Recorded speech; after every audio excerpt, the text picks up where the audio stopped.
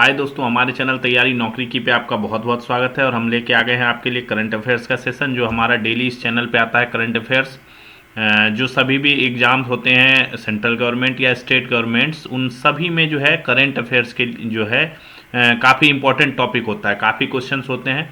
तो उन्हीं को जो है क्वेश्चन टाइप में बना के जो है हम आपके लिए डेली लेके आते हैं करंट अफेयर्स। तो आज का करंट अफेयर्स इसका पीडीएफ डिस्क्रिप्शन में डाला हुआ है, आप वहाँ जाके डाउनलोड कर सकते हैं और अपने दोस्तों को आप शेयर कीजिए, हमारे चैनल को लाइक सब्सक्राइब कीजिए। तो चलिए हम शुरू करते हैं, देखते हैं क्या क्या क्वेश्चंस हैं आज के। आज लगभग 24-25 क्वेश्चंस हैं, बहुत इंपॉर्टेंट सब हैं। चलिए देखते हैं।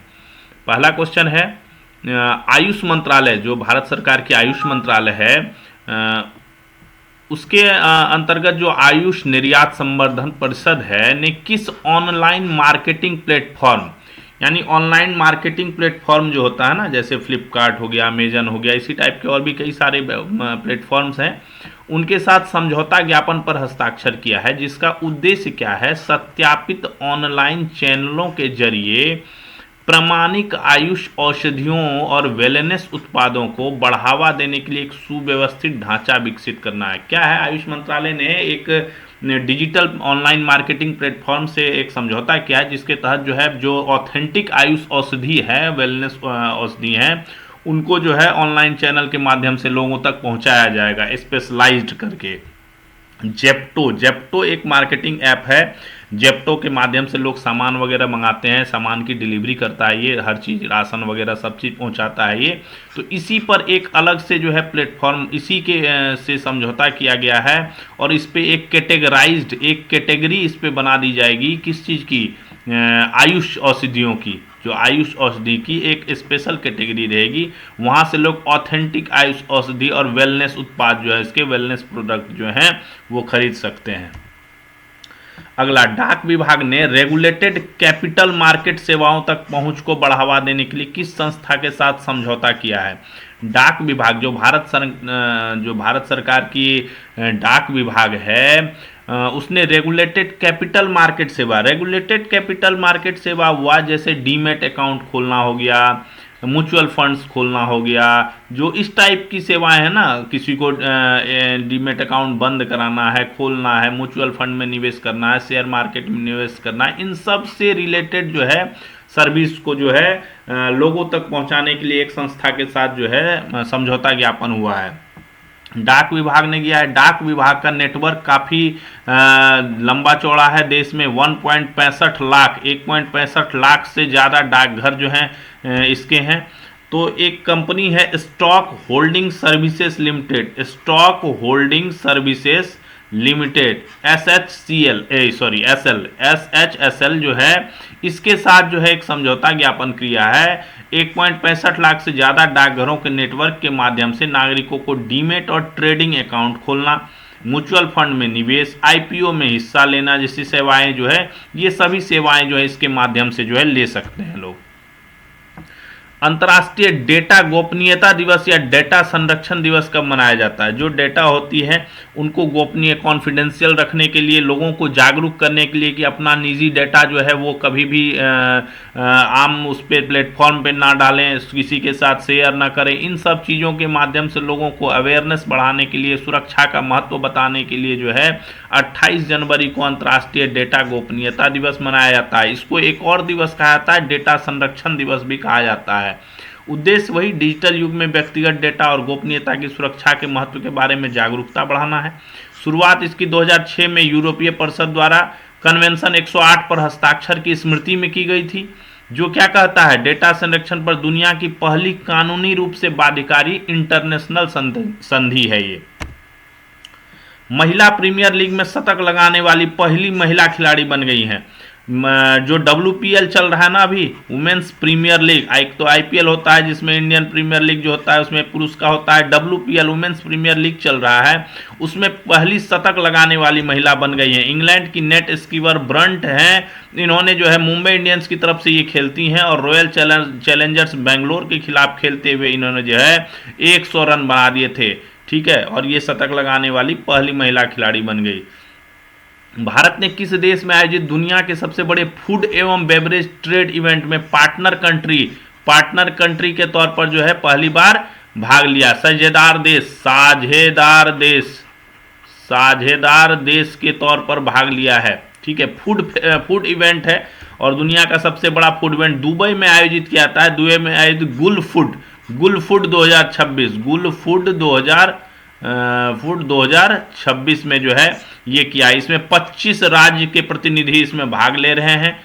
ठीक है, और ये दुबई में पहली बार है। दुबई में 2 जगहों पे आयोजित किया जा रहा है, 2 जगहों पर आयोजित किया जा रहा है। अब तक कितने व्यक्तियों को भारत रत्न से सम्मानित किया गया है? भारत रत्न जो देश का सर्वोच्च नागरिक सम्मान है, भारत रत्न। दूसरा सम्मान क्या है? पद्म विभूषण।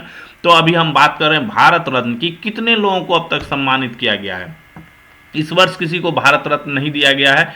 53 लोगों को जो है सम्मानित किया जा चुका है अभी तक। पद्म विभूषण की बात करें, जो दूसरा सर्वोच्च नागरिक सम्मान है, तो उसमें 348 लोग, पद्म भूषण में 1352 लोग, पद्मश्री में 3757 लोगों को जो है अभी तक ये पुरस्कार मिल गया है। इस वर्ष की अगर हम बात करें तो इस वर्ष 26 जनवरी के अवसर पर 5 पद्म विभूषण, 13 पद्म भूषण और 113 पद्मश्री जो है वो प्रदान किए गए। और ये जो ऊपर डाटा है ये इनको इंक्लूड करके डाटा है। ठीक है, प्रथम की बात करें तो प्रथम भारत रत्न श्री राजगोपालाचारी, सर्वपल्ली राधाकृष्णन और सीवी रमन को मिला था। प्रथम पद्म विभूषण एस राधाकृष्णन को मिला था। प्रथम पद्म भूषण दौंडो केशव कर्वे को मिला था और प्रथम पद्मश्री जो है मूल शंकर भावे को मिला था। ये देश के सर्वोच्च नागरिक सम्मान में से ये हैं। अपना भारत रत्न हो गया, पद्म विभूषण हो गया, उससे नीचे पद्म भूषण हो गया और उससे नीचे पद्मश्री हो गया। भारत और यूरोपीय संघ के बीच हुए मुक्त व्यापार समझौते FTA, ठीक है, जिसे मदर ऑफ ऑल डील्स कहा जा रहा है, के अंतर्गत यह समझौता वैश्विक जीडीपी के कितने प्रतिशत का प्रतिनिधित्व करेगी? एक समझौता हुआ है भारत और यूरोपीय संघ के बीच, फ्री ट्रेड एग्रीमेंट हुआ है जो काफी चर्चा में है, पूरे विश्व में चर्चा में है, जिसको मदर ऑफ ऑल डील्स कहा जाता है। इतने बड़े लेवल पे ये डील हुई है। इसके अंतर्गत जो है वैश्विक जीडीपी का कितना प्रतिशत का ये प्रतिनिधित्व करेगी? तो 25%। सोचिए, विश्व की जीडीपी का 25% इस डील के माध्यम से कंट्रोल्ड होगा। तो वैश्विक व्यापार का 1/3 हिस्सा इसमें शामिल है। दुनिया की दूसरी और चौथी सबसे बड़ी अर्थव्यवस्था एक साथ, चौथी कौन सी हो गई? भारत हो गई, दूसरी EU हो गई। 75 अरब डॉलर के निर्यात को प्राथमिकता दी जाएगी। भारत से निर्यात होने वाली 9425 वस्तुओं पर टैरिफ जो है नहीं लगेगा। फ्री ट्रेड, यानी जो ये यूरोपीय संघ है इसमें कितनी कंट्री शामिल है? 27 कंट्री शामिल है। तो सोचिए 27 कंट्री के मार्केट को जो है इंडिया के सामान जो है वहां पर पहुंचेगा, है ना। इंडिया का सामान 27 कंट्री के मार्केट में पहुंचेगा और वो भी क्या? टैरिफ नहीं लगेगा, टैरिफ फ्री सामान पहुंचेगा। इसमें जो है जेम्स वगैरह जो हैं और खास करके चमड़ा उद्योग को काफी लाभ होने जा रहा है। चमड़ा उद्योग को इनको जो है काफी ज्यादा लाभ हो रहा है, इनके प्रोडक्ट्स ज्यादा हैं इसमें। किस गायक ने प्लेबैक सिंगिंग से संन्यास की घोषणा की है? प्लेबैक सिंगिंग से संन्यास की घोषणा की है, ठीक है, अरिजीत सिंह काफी चर्चित गायक हैं। इन्होंने जो है प्लेबैक सिंगिंग से संन्यास की घोषणा की है। अब ये अपना ही म्यूजिक बनाएंगे और अपना ही ये सारी कार्रवाई करेंगे, अपना ये निजी तौर पे करेंगे। प्लेबैक सिंगिंग जो किसी के लिए गाते हैं ना, उससे जो उन्होंने अभी संन्यास की घोषणा की है। हालांकि इनकी जो प्री रिकॉर्डेड वो हैं सॉन्ग्स हैं वो अभी जो है काफ़ी लंबे दिनों तक लोगों को सुनने के लिए मिलेंगी, क्योंकि इनके बहुत ज़्यादा गाने जो है वो रिकॉर्ड होके पड़े हुए हैं जो आने वाली फिल्मों में, एल्बमों में आएंगे। ऑस्ट्रेलिया के बाद किस देश ने 15 वर्ष से कम उम्र के बच्चों के लिए इंटरनेट मीडिया के उपयोग पर पूर्ण प्रतिबंध लगा दिया है? पहले ऑस्ट्रेलिया ने लगाया था, अभी फ्रांस ने जो है एक नियम पारित कर दिया है और उसके तहत जो है 15 साल से कम उम्र के बच्चों पर प्रतिबंध लगा दिया है इंटरनेट मीडिया के उपयोग पर। कहां पर भगवान राम के पुत्र लव को समर्पित लौह मंदिर का संरक्षण पूरा कर जनता के लिए खोला गया है? ये बंद कर दिया गया था। राम जी के जो पुत्र थे लव कुश थे ना, लव एंड कुश, उसमें थे लव का मंदिर है, उसको संरक्षण किया गया, उसका जो है मेंटेनेंस करके जो है उसको फिर से जनता के लिए खोला गया है। पाकिस्तान में है ये, पाकिस्तान के पंजाब प्रांत के लाहौर में है, लाहौर किला में जो है ये स्थित है। भारत की अदानी डिफेंस एंड एरोस्पेस किस देश की कंपनी एम्ब्रायर के साथ जो है मिलकर भारत में रीजनल ट्रांसपोर्ट एयरक्राफ्ट इकोसिस्टम तैयार करेगी। एक डील हुई है अदानी डिफेंस एंड एरोस्पेस की एम्ब्रायर नामक कंपनी से। किस देश की है? ब्राजील की एक कंपनी है। उसके तहत जो है भारत में जो है रीजनल ट्रांसपोर्ट एयरक्राफ्ट इकोसिस्टम जो है वो तैयार करेगी। विंग्स इंडिया 2026 विमानन क्षेत्र का एक सम्मेलन होता है। विंग्स इंडिया 2000, जब भी विंग्स है तो विंग्स इंडिया, तो विंग्स किसके होंगे? एरोप्लेन के ही विंग्स होंगे। तो विंग्स इंडिया 2026 कार्यक्रम का आयोजन कहाँ किया गया? विंग्स इंडिया 2026 का आयोजन तेलंगाना के हैदराबाद में किया गया। अजीत पवार का विमान दुर्घटना में निधन हो गया। वे कहाँ के उप मुख्यमंत्री थे? ये बहुत दुखद घटना एक हुई। अजीत पवार थे उप मुख्यमंत्री, कहाँ के? महाराष्ट्र के उप मुख्यमंत्री। उनका जो है 28 जनवरी 2026 को उनके जो निजी विमान था, उनका निजी चार्टर प्लेन था messrs BSR ventures private limited का लियर जेट 45 विमान बारामती में जो है मुंबई बारामती मार्ग पर दुर्घटनाग्रस्त हो गया। ठीक है, और इसमें जो है चालक दल के 2 सदस्य सहित प्लस 3 लोग और मौजूद थे। टोटल 5 लोग जो है इनकी जो है मौत हो गई। दुनिया के सबसे बड़े अंतर्राष्ट्रीय रंगमंच समारोह भारत रंग महोत्सव 2026, भारत रंग महोत्सव 2026 के 25वें संस्करण का उद्घाटन कहाँ किया गया? 25th एडिशन नई दिल्ली के नेशनल स्कूल ऑफ ड्रामा, क्या है? NSD, काफ़ी चर्चित नाम है। जो भी है एक्टिंग वगैरह सिखाता है यहाँ पे NSD में सिखाया जाता है। काफ़ी जो प्रसिद्ध अभिनेता वगैरह हैं उन्होंने यहाँ से जो है अपना ये किया है, पढ़ाई लिखाई की है नेशनल स्कूल ऑफ ड्रामा से, NSD से। तो यहीं पर नई दिल्ली के जो NSD है इसमें जो है भारत रंग महोत्सव का जो है 25वां संस्करण जो है वो शुरू किया गया है। Smile International Film Festival for Children and Youth, Smile International Film Festival for Children and Youth, SIFFCY, SIFFCY, इसको जो है हिंदी में बात करें तो सिप्सी भी कहा जाता है। सिप्सी के 12वें संस्करण की शुरुआत कहाँ गई है? 12th एडिशन जो है शुरू किया गया है। भारत सरकार के कौन करता है? पहले तो ये देखिए, भारत सरकार के सामाजिक न्याय और अधिकारिता मंत्रालय के दिव्यांग जन सशक्तिकरण विभाग ये आयोजित करता है। साथ में कौन करता है? भारत में यूरोपीय संघ जो है EU के प्रतिनिधि मंडल, उनके सहयोग से जो है नई दिल्ली में 28 जनवरी से 3 फरवरी 26 तक इसका आयोजन किया जाएगा। 35 से अधिक देशों की 150 से अधिक फिल्में प्रदर्शित की जा रही हैं और विशेष रूप से पोलैंड और नीदरलैंड की फिल्मों पर इस बार जो है ध्यान केंद्रित किया गया है।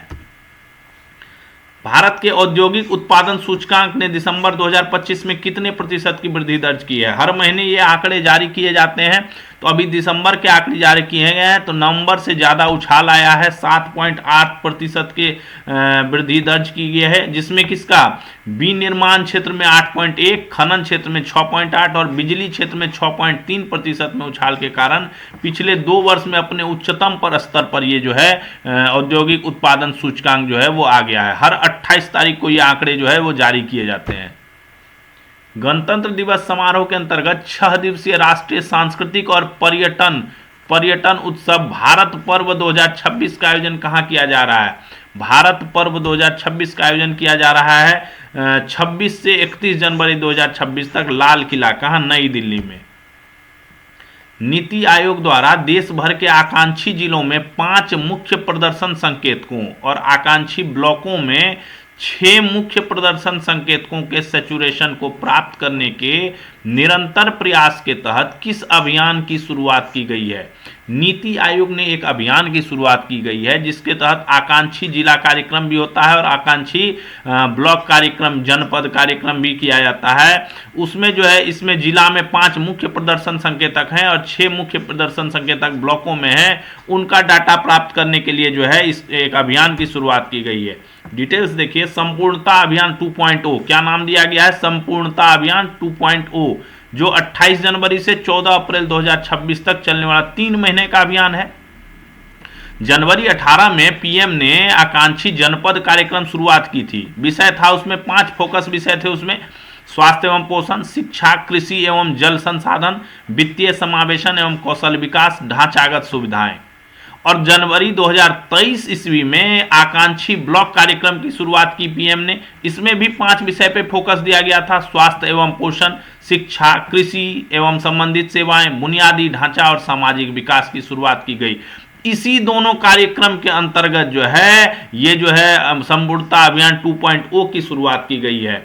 इसमें क्या है गया है, दोनों जो है अपना जिलों से और ब्लॉकों से ना कुछ आंकड़े इकट्ठे किए जाएंगे। आंकड़े किस टाइप के होंगे, आंकड़े मैं बता देता हूं। जैसे कि विद्यालय है, कितने सरकारी स्कूल है, उनमें जो लड़कियां पढ़ती हैं उनके लिए शौचालयों की कितनी व्यवस्था है, इस सब टाइप के आंकड़े, जो आंकड़े देश के विकसित करने में और उनको और ज़्यादा ये बढ़ावा देने में गांवों को और जनपदों को और ब्लॉकों को उन आंकड़ों को इकट्ठा किया जाएगा।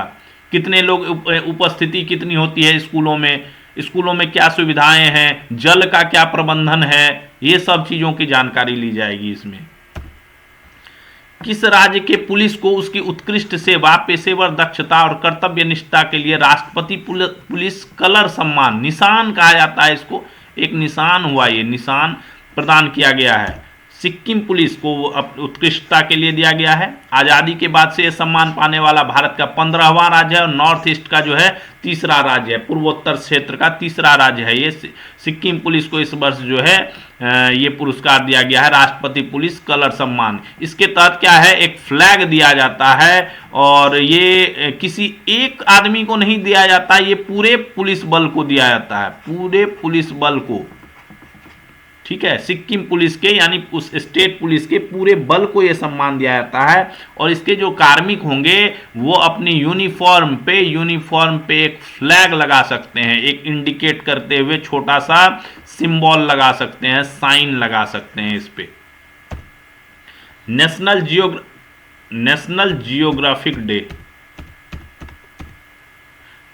जियोग्राफिक डे कब मनाया जाता है? नेशनल जियोग्राफिक डे 27 जनवरी को मनाया जाता है। 1888 में नेशनल जियोग्राफिक सोसाइटी की स्थापना के वर्षगांठ के रूप में जो है ये मनाया जाता है नेशनल जियोग्राफिक डे। ये काफ़ी चर्चित है। इसके माध्यम से क्या है, प्रकृति की चीज़ों को मनुष्य तक पहुंचाया जाता है, यानी प्रकृति से मनुष्य को जोड़ने का काम करती है नेशनल जियोग्राफिक डे। एक चैनल भी आता है नेशनल जियोग्राफिक चैनल, उस पर देखते होंगे बड़ी अच्छी चीज़ें जो है, वीडियो, फोटो, आर्टिकल्स, इन सब चीज़ों के माध्यम से ना ये लोगों तक जो है प्रकृति की चीज़ों को पहुंचाती है, प्रकृति से जोड़ने का काम करती है। काफ़ी अच्छे वीडियोस आते हैं उस पे, है ना, जो एनिमल्स वगैरह के उन पे वीडियोस आते हैं।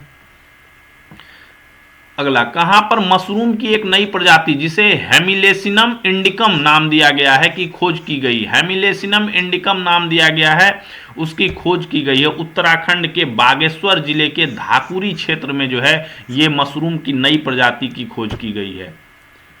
केंद्रीय आयुर्वेदिक विज्ञान अनुसंधान परिषद और केंद्रीय संस्कृत विश्वविद्यालय ने कहां पर 15 दिवसीय लिप्यंतरण कार्यशाला का आयोजन किया, जिसके परिणाम स्वरूप 5 दुर्लभ और अप्रकाशित आयुर्वेदिक पांडुलिपियां शोध एवं अकादमिक उपयोग के लिए पुनर्जीवित की गई। ऐसी दुर्लभ और अप्रकाशित आयुर्वेदिक पांडुलिपियों को जो है पुनर्जीवित किया गया, उनको जो है शोध करने के लिए पांडुलिपियों को, और ये किया केंद्रीय आयुर्वेदिक विज्ञान अनुसंधान परिषद और संस्कृत विश्वविद्यालय ने मिलकर 15 दिवसीय कार्यशाला में केरल के त्रिशूर में जो है इसका आयोजन किया गया।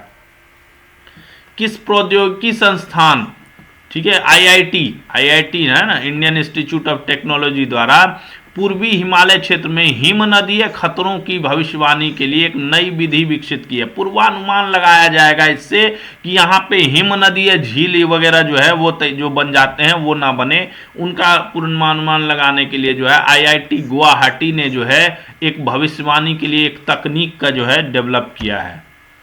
किस राज्य सरकार ने समान नागरिक संहिता यूनिफॉर्म सिविल कोड संशोधन अध्यादेश 2026 लागू किया है? राज्य सरकार ने, उत्तराखंड ने जो है ये जो है सिविल समान नागरिक संहिता यूनिफॉर्म सिविल कोड संशोधन अमेंडमेंट, ये है अमेंडमेंट लॉ है, अमेंडमेंट अध्यादेश 2026 जो है ये लागू कर दिया है। तो ये थे हमारे आज के करंट अफेयर्स के क्वेश्चन जो काफ़ी इंपॉर्टेंट थे हमारे लिए एग्जाम के दृष्टिकोण से। आप लोग इसको लाइक कीजिए, शेयर कीजिए, दोस्तों को भी शेयर कीजिए और इसका पीडीएफ डाउनलोड करके उससे अभ्यास कीजिए। और रिवीजन करते रहिए। कल हम फिर मिलेंगे नए टॉपिक के साथ, नए करंट अफेयर्स के साथ। तब तक के लिए थैंक्स फॉर वॉचिंग तैयारी नौकरी की। जय हिंद।